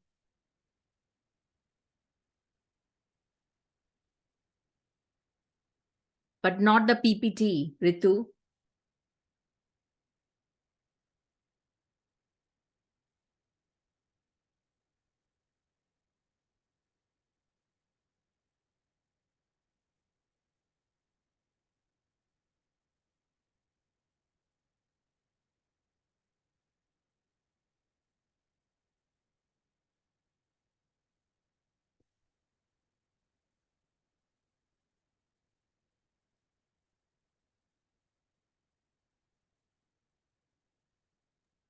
I can see your screen. Antot, can anybody tell me who can see my screen? Or I can see only the black, everybody. I've removed, I'm not sharing it anymore. I'm not seeing a screen on this side. No screen. Okay, Ritu, can you Yeah. share? Just trying.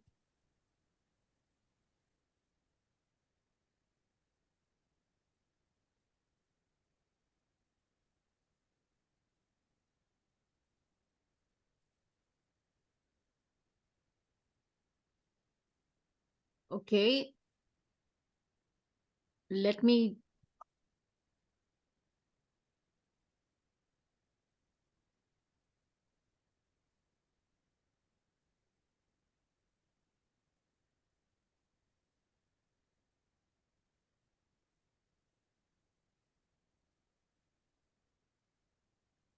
Yeah, got it.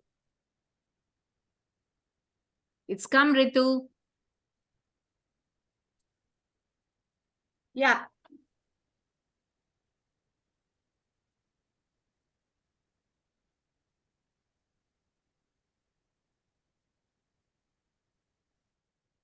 Okay.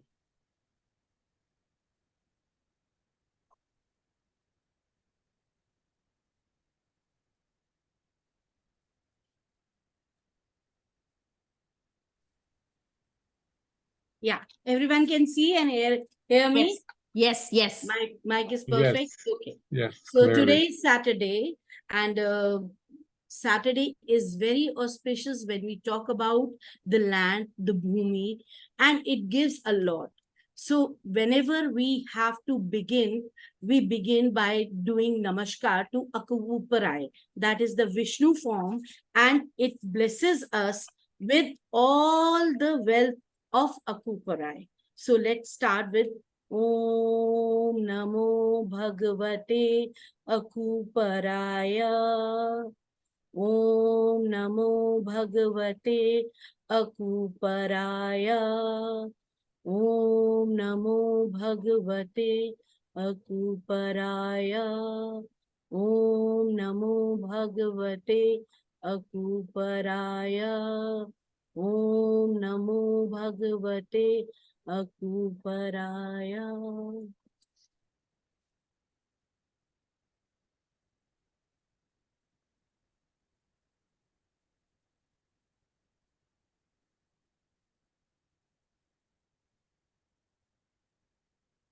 Good evening from Indian timing, and I hope good afternoon from UK timing. This is Ritu Kurana, who is presenting Impact of Muhurta in Shilp Shastra. Shilp Shastra, it's a Shastra which is talking about creating a space. Space is required by everything. Whenever the creature has come on this planet, we require space. It can be a space created by a bird. It can be a space created by an animal. It can be a space required for a human being, Manushale or Devale. So this particular understanding of creating this space based on the aesthetic and the requirement is called as Shilp Shastra. Now, this Shastra, anyone can think, oh, I want to create a house, I can just make a structure and, build up the house according to my requirement. Why I need Muhurta? Muhurta is actually that small movement when you begin. If it is auspicious, it gives you a speed to move the things in speedy and swift manner. That is why Muhurta becomes very important, whatever activity you do. Even if you purchase, you go for a purchase of your house, not only house. I want to purchase a car. I want to start a new tender. Want to start a new project. They all need Muhurta, because if we pick up a best Muhurta, we are going to make the things swift and speedy. Before going into the whole concept of what I have to offer you all, I just want to share one very beautiful event which happened with me just 2 years back. 2 years back, my husband was in real estate, working over there for 17 years. He's a president over there in a company, and he started facing a lot of problem. Definitely some issues were there in Dasha, and we had to wait still because 2 years, nothing could be done. The Dasha was like that. He had to go through all the difficulties. So I just thought of that Shani problem is coming. Let me do Rudra Abhishek. Now, Rudra Abhishek, if you do it on any day, any tithi, any var, it's fine. But I don't know what came in my mind, and I picked up the best Muhurta. And I booked a Rudra Abhishek in the close by temple. There, the Panditji also was surprised that who picked up the Muhurta. You will say, oh, I'm the one. No, it was the destined thing. The Guru itself give you a call to pick up a Muhurta, and I picked it. You know what happened? Within 10 days, my husband got a new offer and he shifted to a new company. It was surprising for me that Dasha was not showing. And I referred to Guruji about this. And he said, because you did the Rudra, it happened on the same good Muhurta, the things worked for you. So when such thing happened in your life, you start believing. And that is what the importance of Muhurta is. Whatever you do it, even if in Indian tradition it says Rahu Kalam, never do anything. People are so auspicious about such things that they even follow that they should not leave the house in the Rahu Kalam. If you go and see, every day 1.5 hours is a Rahu Kalam. I was worried today. The UK timing, Rahu Kalam, stopped at 10:30 and we picked up at 10:31. So that's how important is the understanding of this particular Shastra called Panchang. And I'm going to merge Panchang with Vastu Shastra to understand what is and how it is going to be helpful to all of us. Now, before talking about Kal, let's do Om Guru Mahakal, because Mahakal itself is the one who actually gives us everything, all the prosperity, all the benefits of the life, understanding, experiences. Everything is in this Mahakal. Mahakal, Mahachakra, what is being known in different forms of the time, is actually a wheel which is circulating, and the circulation of time, each pulse second movement or a blink of eye itself is a part of this Mahakal. This Mahakal has an outer and an inner view. Outer view is the universe. All the materialistics, spiritual things, which all we do, is an outer part of Mahakal. Inner part is the breath, the prana you have, the energy you soak into it. Today my energy is very high. Oh, I'm really disturbed. What shall I do? Shall I pray to Mahakal? You do prayer to Mahakal and you see, oh, your energy got settled down. How is it possible? To understand Mahakal, each and every pulse of minute is a knowledge of Panchanga. Vastu, in interrelation with this energy of Kala and Vastu, is like energy, mass, and time. When there is a mass, there is an energy in it, and that moves according to the time. We all wait. Time is the most powerful.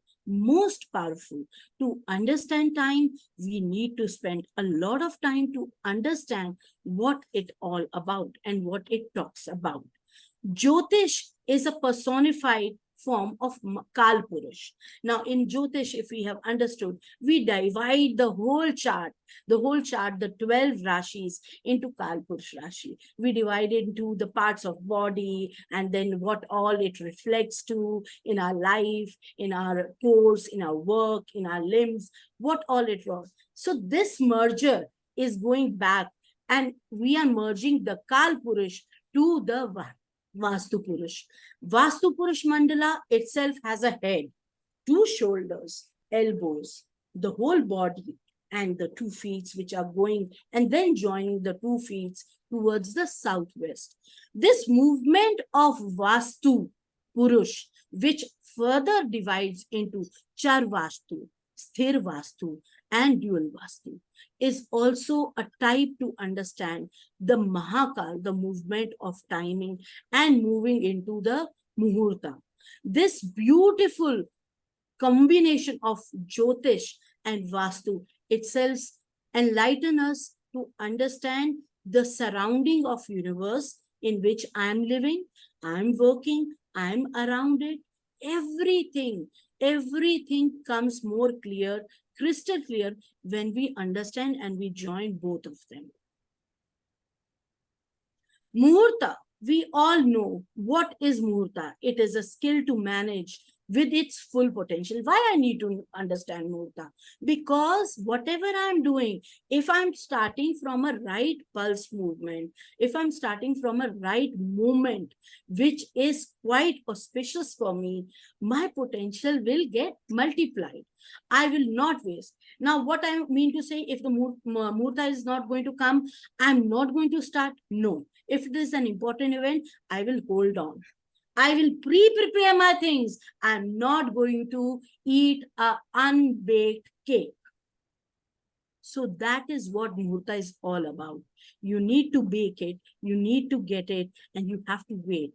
For that, you need to understand what is Kala and how it is going to impact those pulse movements in my life, which itself is denoted. If you see in my slide, certain words like are being used, which are talking about all about the pulse movement and the units, which will be taught in this particular course also. I will see that you come to know that what were the units, like we say Ghatika. So what is Ghatika? How many Ghatikas are in today's minutes? We need to understand all these basic fundamental rules.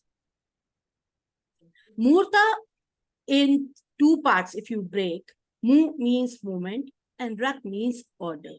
Now, what kind of order it is? The whole day, which is a Ahoratri for you. How it is being divided into, break into two parts. One is the daytime, another is the nighttime. So how it is being divided into? What are the important Muhurtas which are being described by Tatalya Brahman? It speaks about there are 15 different Muhurtas which are being spoken in Tatalya. In everyday life, if you talk about an Indian knows these 5-6 Muhurta basically, which are being given to us in Manusmriti, which is talking about the Muhurta of Brahma Muhurta, which comes about 2 to 6 a.m. in the morning. It is such an auspicious Brahm Muhurta. Why I started with Brahm? Because let's start with an auspicious time which talks about Devta. Whatever you do in Brahm Muhurta always gives you the maximum benefit.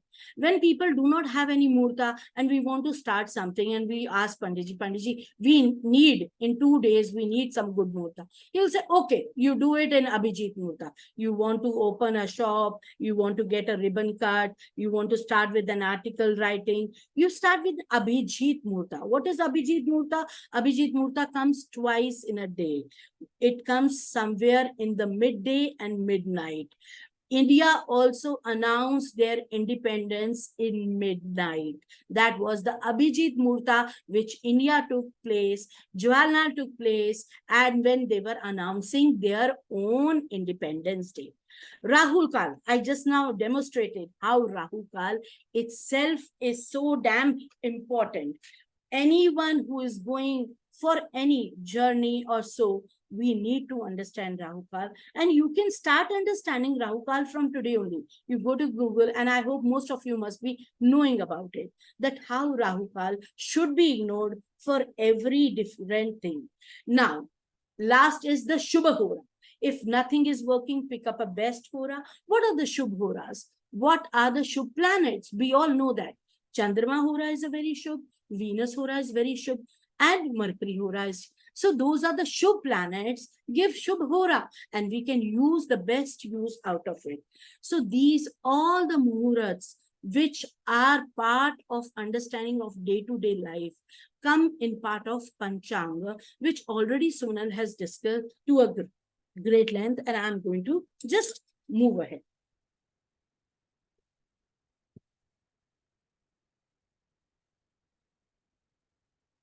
Vara.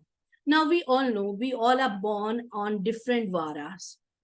Vara has its own energy. So one should not pick up a Vara which is anti-energy. Okay. Now, as Sonal gave a very beautiful example, she said that, oh, you want to settle down with your better half or your girlfriend, you will not pick up Vara like Tuesday, Vara like Saturday. Definitely the energy is not good. But if I want to start with the Vastu work, I will pick up Tuesday. If I want to start with some army work, I will pick up Tuesday. For a starting up of a police person's in the job, Tuesday serves the purpose. So this is what Vara is all about. Understanding the energy. The person, if I'm born on Thursday, am I going to get gelled with the person whose energy is on Saturday? No. There will be a conflict. So how to understand people also, Vara helps a lot. Nakshatra. Nakshatra are so damn good to understand because they tell you when is your Jan Nakshatra, what is the roop of that Nakshatra, the Lord of the Nakshatra, what are the behaviors, who are the ruling deities, what is the Devta who is going to control you. If you know the control of the Devta, you won the battle. You know everything. It's so damn fascinating. And how this nakshatra works in Vastu, it works in Vastu when we talk about the Dikpal Devtas. It works in Vastu when we talk about Vastu Mandala. Vastu Mandala also is being ruled by the Devtas, which are part and promising to the nakshatras and nakshatra lords. Tithi. Now, Tithi is something which we all talk about. I'm born in Triyodashi. Which Triyodashi? Krishna Triyodashi. Okay, the other person will born in the other Tithi. So these Tithis are actually a division, a distance of sun and moon, which is minimum 12 degrees. We understand these Tithis, they make us understand how and what object can be done in that particular Tithi.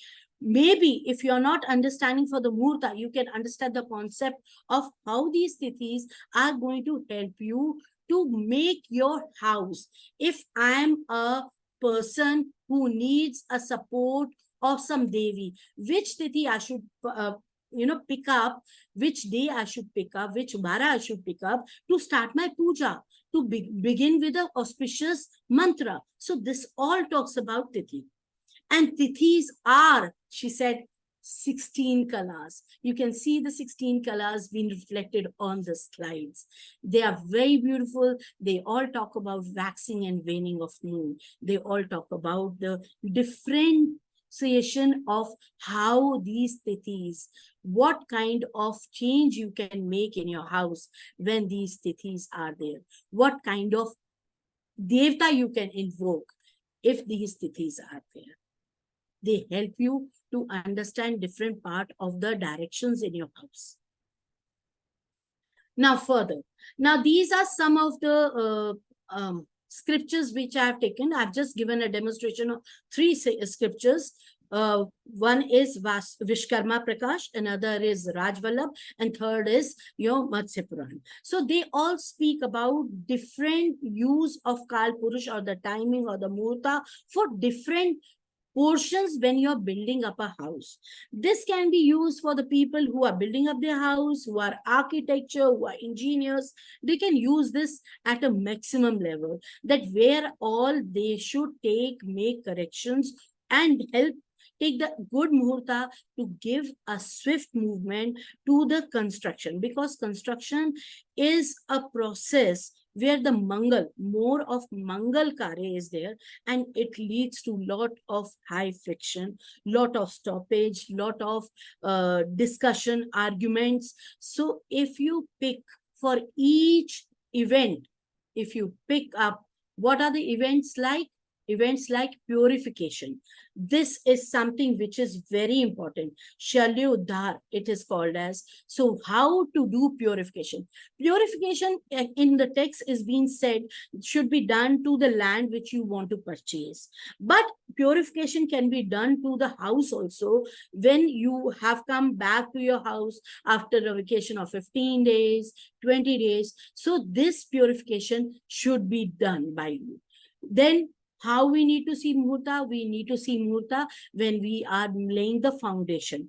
This particular talks about the laying foundation, fixing up doors, making the pillar, foundation, shilanyas for the stone, shilanyas for the pillar, entry of the door. And even if you have purchased a rented house or you have purchased a constructed house, you need to do the activation of the house and then Grah Pravesh, which is actually going to help you to make a kundli of that Grah Pravesh, and simultaneously you can see your own natal chart and join them both together. These are the maximum things which are being seen when we talk about Shilp Shastra. What are the things? Bhu-Garbh Vinyas. Bhu-Garbh Vinyas is a detailed understanding in which you will be doing activation of the land, you will be checking the soil, you will be making the area very, very auspicious so that you can work on it. Next is the foundation laid. This is called as the stone, the big stone which is being done, and the Kalash Sthapna is being done in the house. Nowadays, people do not do much about this, but I feel even if you're purchasing a house, you can take a Muhurta and do this Kalash Sthapna in the portion, any auspicious portion. It can be north, it can be east, it can be your northeast, it can be your even beginning of northeast, ENE, which is called as east northeast. You pick up any auspicious zone of your house and you can do the Kalash Sthapna. Then this Kalash Sthapna is done for Manushyalaya, this is done for Devalaya. In temples also it is being done. Buying the land and dismantling your houses all need Muhurta. Muhurtas plays a very important role for all this. Now, if coming up before, if we talk about the ancient texts, how the Vastu consultant or the Shilp Shastra Gyani used to work. They used to go to the land, survey that land, and around about spend 2 to 3 months in just surveying what kind of land is it, in which the most important are the dreams. The Vastu consultant or the Shilp Shastra person used to dream, used to sleep in that area and used to feel the energy vibration through his or her dreams and interpreted what kind of land was it. So this particular course is actually going to talk about the understanding of different dreams. Nowadays, people just say, oh, I'm staying in UK or I'm staying in California. I need a Vastu consultant. What this Vastu consultant has to do?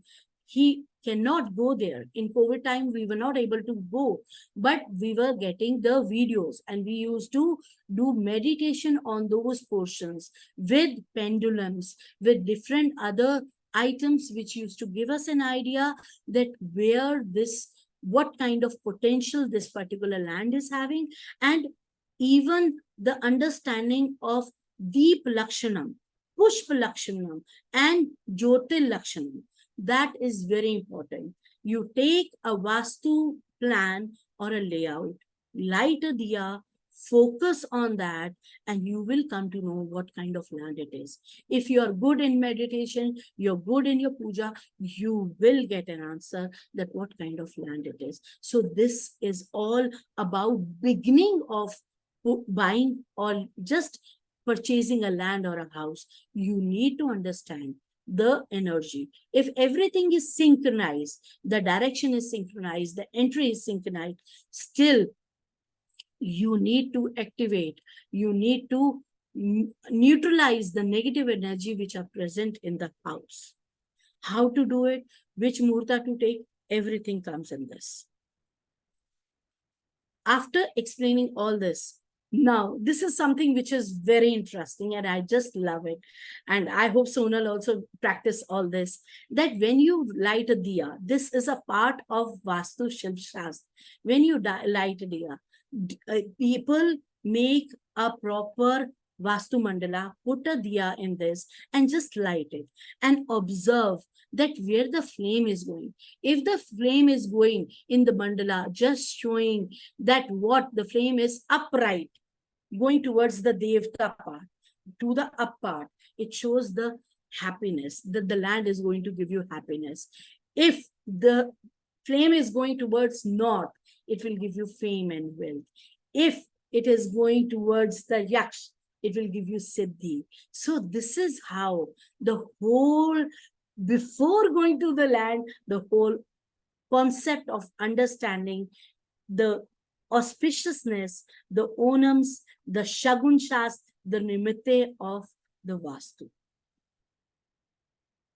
If you can see, I've given you few pictures to understand the deepam, different flames, what the flames are, and flowers. Now, why I'm talking about flowers? It is very important when I'm talking about dreams, when I'm talking about the mandala and the mandala puja, when I'm talking about the auspiciousness of your understanding the nimitya.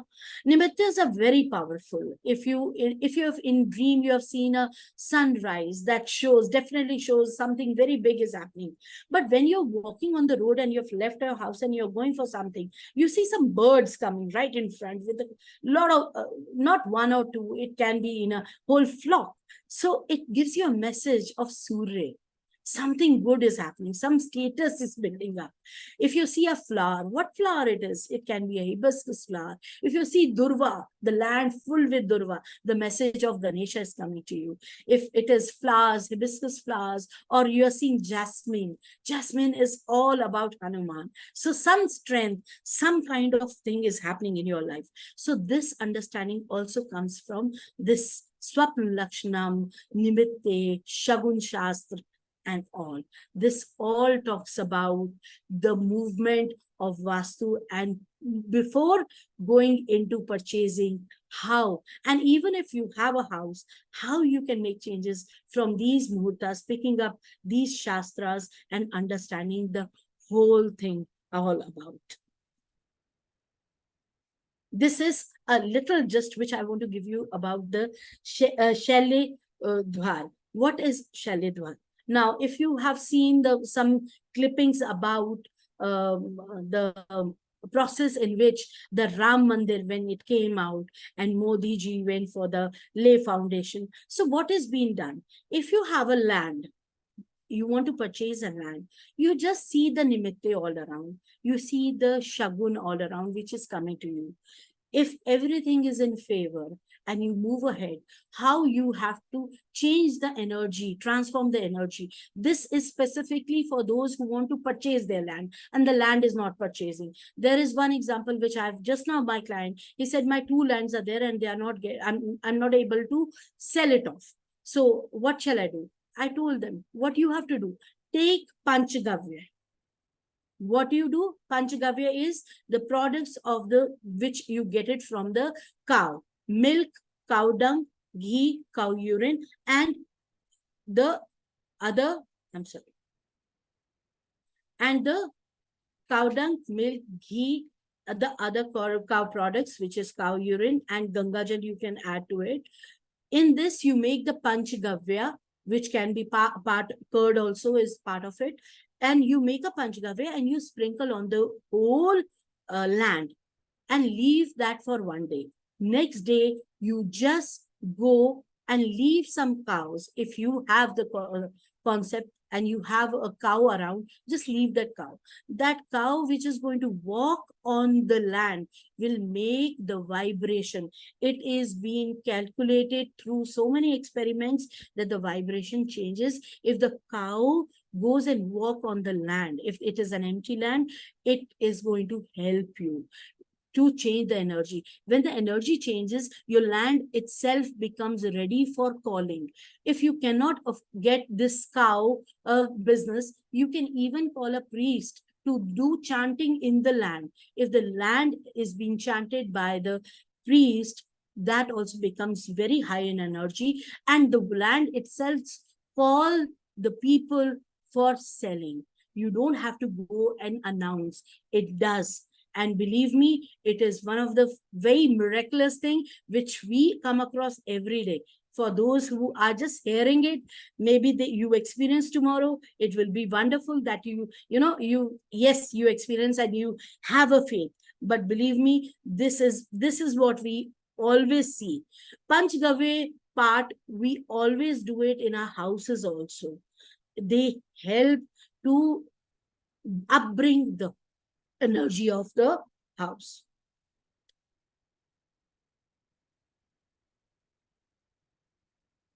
And after the energy are being settled, you just plow the whole area and spread some seeds. If the seeds are grown easily, your land becomes very fertile, ready for the house to be constructed. And over here, I've given you when the Surya is going to go, in which particular Rashi the Surya will be, when you can move around according to choosing your own particular tattva of Agni, Vayu, what kind of tattva suits you according to your profession, according to your Varda, and you can correlate with your energy of house. That's it. Thank you so much. Thank you for giving so much of time. Any questions? Thank you, Rita. That was really amazing. You've opened up the mind quite well as to the opportunities. And I'm so sorry, I always get transferred in my meditation. You might be seeing my eyes getting somewhere. So I just get carried away with all the examples or the different cases which I've done. And they bring a beauty in myself and my confidence gets high. So that can be a reason why I might be lost. You might be finding me in some other space. But it is... it's amazing. It's simply and amazing to understand these concepts, these Vedic concepts, because if you talk about it, I was from a background where I was like an English teacher, just teaching English, and my background from doing MA postgraduate, coming now into a Sanskrit world. So something has touched my soul, which is so damn happy about these concepts, these Vedic movements. That's all which I want to share it. And if you people want to ask anything, you're most welcome. Rita, it really helps with what Sonal offered. It ties it in really well, the two together. Thank you very much. Thank you so much. Okay. Fabulous, Ritu. Very nice. So it does actually tie in very well. I didn't realize, I must have. Jyotish and Vastu are not far. They are the same limbs. And the more we understand, we implement in our today's life, at least Dasha will not change for anyone, for me, for you, no. But you will have a scope to go with an umbrella. If it is raining, you can go with an umbrella. You don't have to get wet. So this is what the whole study all about. If I know the Muhurta, I can wait. I will not get hurried away. Oh, the time is not coming. Why I'm not doing? Why my construction is not? Don't have to create panic. You have to wait.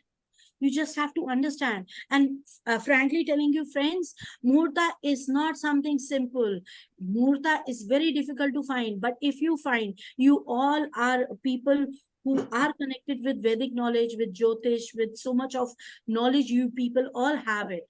So when you go and get one simple Muhurta, which is very auspicious, the things are sorted. Your marriage is sorted. Your job is sorted.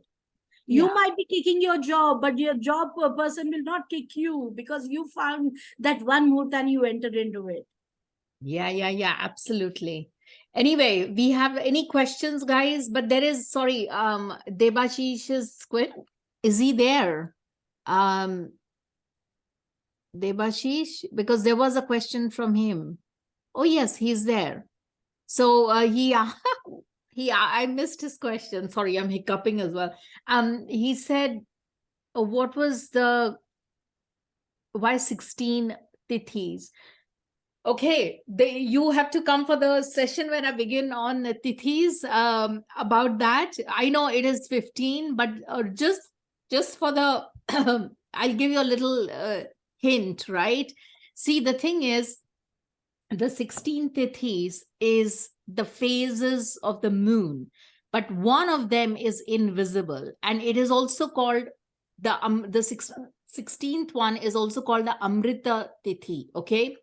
And it is sort of like invincible, okay? So that means it never decays, and it's a very powerful point. And this number 16 maps to the Nitya tithis or Nitya yogas, as well as it maps to the 16 kalas, which I mentioned earlier. Remember, I was doing Kal and Kala, and how I said that the Kala is 1/16th, and it maps to the 16 kalas of Lord Krishna. Now, you may well say, what Lord Krishna's kalas, how is it getting connected to the tithis? See, you have to understand that Shri Krishna is the Yuga avatar for our Kali Yuga, okay? And he is the avatar for the moon. And here we are talking of the phases of the moon. Tithi is nothing but the phases of the moon, right? The sun-moon angle. And so the kalas become very important because each phase of the moon has its own beauty and has its own sort of delivery system. We have to figure out what it is trying to give us. Okay, what kala? Okay, I just want to add something to you. When the color of the moon, I've shown you somewhere, and the color of the moon. Do you understand? You have a lot of water inside. Yes. Okay, the color is not good today with you. What you will do to make, and you have a presentation, you cannot go with a slow energy. What shall you do? Which nadi you should work on, that you get synchronized even in that color of that particular color of moon, which is not helpful.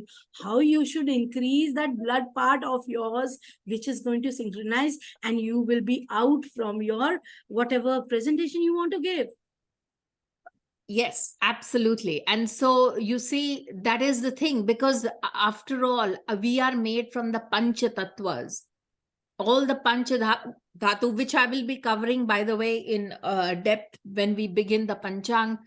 It is all the Pancha Dhatus, Pancha Tattvas. So all the Pancha Tattvas, if there is like a lack of fire in our belly, we may have an upset stomach. If our stomach may be cold, our backs may be cold. What do we have to do? We just have to increase that particular tattva to be able to feel a little bit more healthy and a little bit more energetic, because we are made from the tattvas. The biggest remedies come from the tattvas. And hence this whole tithi becomes very, very vital in terms of, like you said, about the water. And each of these tithis, whichever tithi you're born in, has a particular talent that you're born with, and hence the tithis, as I mentioned earlier, are connected with our prosperity as well. Sorry, I'm just hiccuping. Are connected with our prosperity. Why? Because of this reason, Lord Krishna had actually 64 kalas. Okay, now I'm suddenly now jumping from 16 to 64. Okay, but if you split up, it's just maths, okay? If you split up 64 and divide it into 4, it comes to 16 each. So he had literally these kalas or talents or these phenomenal aspects and attributes which were amazing. Each of the kala was amazing in itself, each of the 64 one. And they all map to the 4 kendras, because remember, it is the 4 kendras. So you see, I will be all along giving some bits and pieces of, like I said, it is Sanskrit is a mathematical language, but we have to figure out, and so is Jyotish. You know, the Ganita part of Jyotish is extremely, they are like very strongly connected.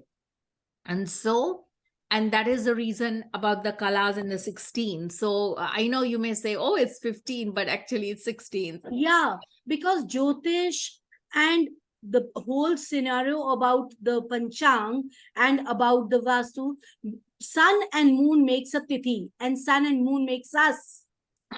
Yes. We are a creation of that Shiva and Shakti, isn't Yes. it? And our Yes. house also, the Brahmstan itself is Shiva and Shakti, because that is the area of creation. Yes. So Yes. everything has, it is like they are all the pearls of one string.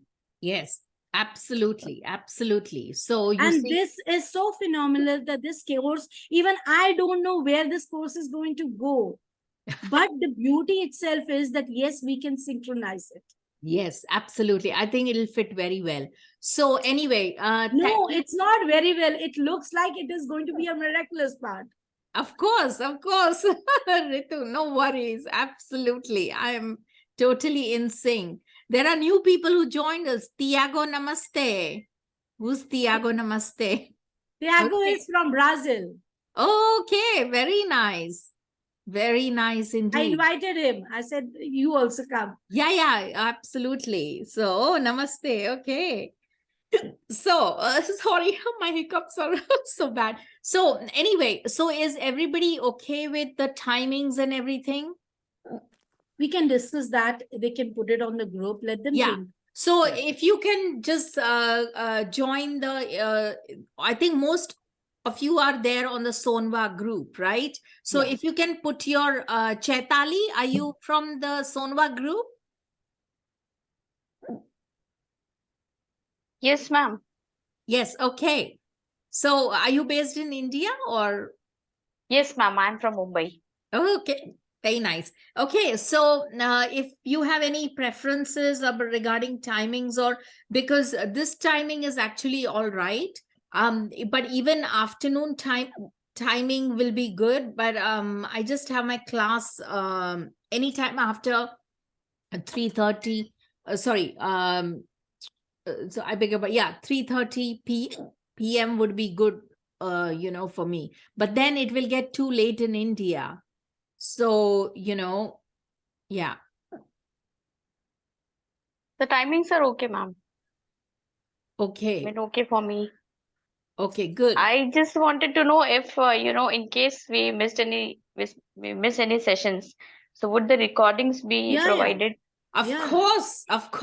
Okay. Definitely. In fact, we will create a group for it, and where we can put the recordings and stuff, and it will be a map to your email and stuff. So it'll be a private link and stuff will be sent out to you for sure. For barring this session, of course, yeah, because this is Thank you just so like a much, ma'am. general open session, yeah. So, and the payment, and if you please get in touch if you want, if for some reason, because I don't want to stop people from gaining this knowledge, and because of finances, but just let me know. But the cost is, the pricing is what it is. I can give only so much discount, not too much, but the pricing is what it is. And yes, graphology, yes. Megha is not here, but she is also a Vastu consultant and a phenomenal handwriting and signature specialist. Phenomenal. I cannot even begin to tell you. I was blown away by her analysis of my signature and everything, and the things that she said. And she even made a suggestion that, hey, if you altered your signature slightly in this way, maybe like an extra dot or something, and then it will make a remarkable difference. So anyway, so that is going to be starting in November.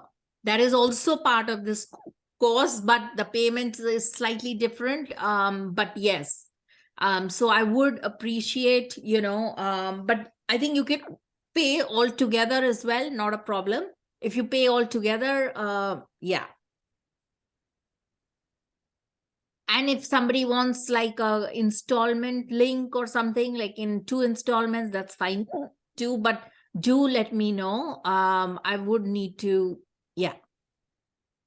Okay.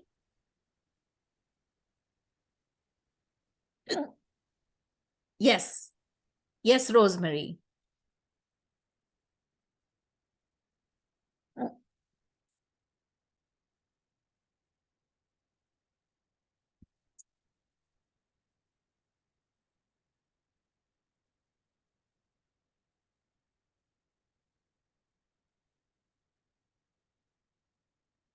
Okay. Any more questions?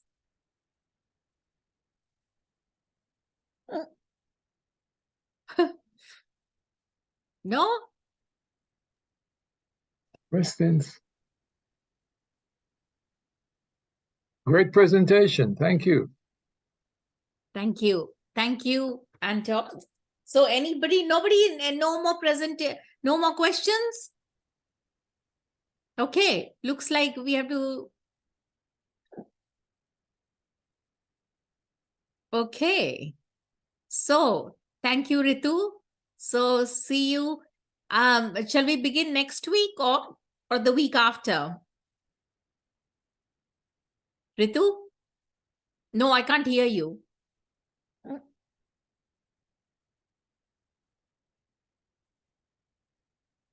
have unmuted me. Yeah. You have unmuted me. No, the thing is that it depends upon everyone. As you know, we can go for the voting, whatever they say, we will start. We'll start with that. But we Okay. have to check the Muhurta first. Yes. Okay. Fantastic. Yeah. So we will keep you informed. And yes, like I said, do join the group and then we'll take it from there. Okay. Lovely. Thank you. Bye. Bye, bye, bye, bye. Bye bye, everyone. Bye, Thank bye. you.